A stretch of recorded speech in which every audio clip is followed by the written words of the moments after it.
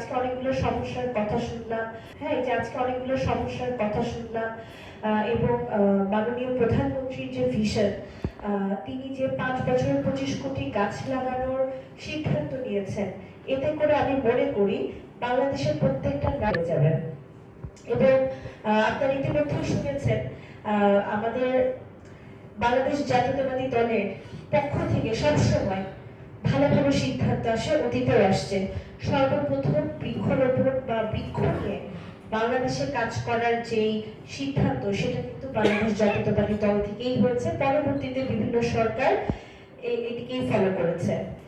তো আমি যেটি বলতে চাই সেটা হচ্ছে যে বৃক্ষ নিয়ে তো আমরা অনেক কথাই বলি, যে চারা আরো কিভাবে আমরা নার্সারিগুলোকে আরো বেশি সমৃদ্ধশালী করতে পারি, কিভাবে নতুন নতুন চারা তৈরি করা যাবে, কিভাবে আমরা গাছে সমৃদ্ধশালী হব, সেটা নিয়ে তো সবসময় কথা বলা হয়। কিন্তু আমি জাস্ট একটা গল্প বলবো, যে আপনারা তো সবাই আমাকে জানেন, আপনাদের কারো সন্তান বা কারো বোন আমি যখন 2018 সালে ইলেকশনের জন্য আমার কে নির্দেশনা দেওয়া হলো শেরপুর সদরে আসার, তখন আমি খুব ভয় পেয়েছিলাম এবং আমি মনে করতাম যে এই একটা এলাকায়, এটা যদিও আমার দাদা বাড়ি, কিন্তু এই এলাকায় আমি কিভাবে থাকবো বা কিভাবে কাজ করবো, কিভাবে সকলের সাথে মিশবো। তো ঠিক 18 পরে 26 সালে এসে এখানে এতবার আসা হয়েছে, আমি ঢাকা শেরপুরের মধ্যে পার্থক্য করতে পারি, সেটা হচ্ছে প্রাকৃতিক পরিবেশ দিয়ে। যে ঢাকায় এত গরম, মানে এত টেম্পারেচার বেশি থাকে, এনভায়রনমেন্টটা এত ওয়ার্ম থাকে যে যে কোনো কাজ করতে গেলে ক্লান্তি চলে আসে এবং কোনো আরাম লাগে না। কিন্তু আমি শেরপুরে এসে আস্তে আস্তে এই শেরপুরের পরিবেশ প্রকৃতির প্রতি এত ভালোবাসা আমার তৈরি হয়েছে যে আমি খালি দিন করি আবার আমি শেরপুর আসবো। আমি গত মাসে 3বার এসেছি এবং তিনবারই আসার আগে আমার খুব খুশি লাগে, যাওয়ার সময় মন খারাপ লাগে। প্রাকৃতিক পরিবেশটাকে আমি ধারণ করা শিখেছি এই একটি কারণে এখানকার গাছপালা সমৃদ্ধশালী একটা আমাদের এই জেলা শহর।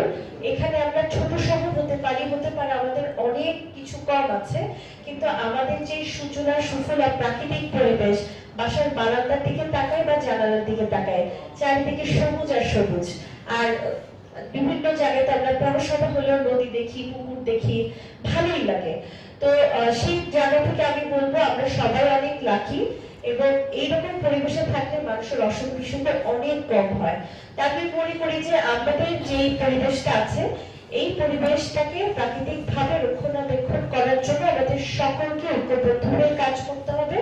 এবং আমরা বিশেষ করে নার্সারি মালিক সমিতি যারা আছেন তাদেরকে আমি বলবো যে আমি কিছুদিন আগে শুনেছিলাম আমাদের নার্সারিতে অনেক আগের থেকে গাছগুলো আর ওইভাবে রক্ষণাবেক্ষণ হচ্ছে না বা গাছগুলো ঠিকভাবে যত্ন নেওয়া হচ্ছে না। সেই ব্যাপারে আমি আপনাদেরকে বলবো যে আপনারা এই ব্যাপারে একটু সচেতন থাকবেন, কারণ 5 বছরে 25 কোটি গাছ লাগাতে হলে বাংলাদেশের একজন সাধারণ নাগরিক থেকে শুরু করে রাজনীতিবিদ সকলে আপনাদের কাছে যাবে, হ্যাঁ, গাছ লাগানোর জন্য, গাছের তথ্য নেওয়ার জন্য। তা আমি মনে করি যে আপনারা এই ব্যাপারে আরেকটু সচেতন হবেন। আর মাননীয় প্রধানমন্ত্রীর ভীষণ সবসময় আমরা রক্ষা করার চেষ্টা করবো ইনশাল্লাহ। তাহলে আমরা দেখবো আমরা কাজ করে এবং যে কোনো জায়গায় থাকি না কেন আমরা খুব এনার্জেটিক থাকবো, পরিবেশটা যদি আমাদের অনুকূলে থাকে। সবাই আমরা শেরপুরে একই সাথে উদ্বোধনী অনুষ্ঠানে ছিলাম এবং এরপরে গত 9 জুলাই মাননীয় প্রধানমন্ত্রী আগে এখানে মিলিত হয়েছি। এবং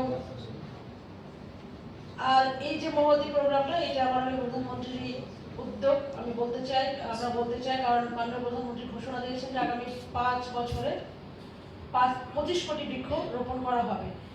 এবং যেটা আমাদের সম্মানিত প্রধান অতিথি বলেছেন মাননীয় এমপি মহোদয়, যে এই 25 কোটি বৃক্ষ রোপণ কিন্তু হচ্ছে শুধুমাত্র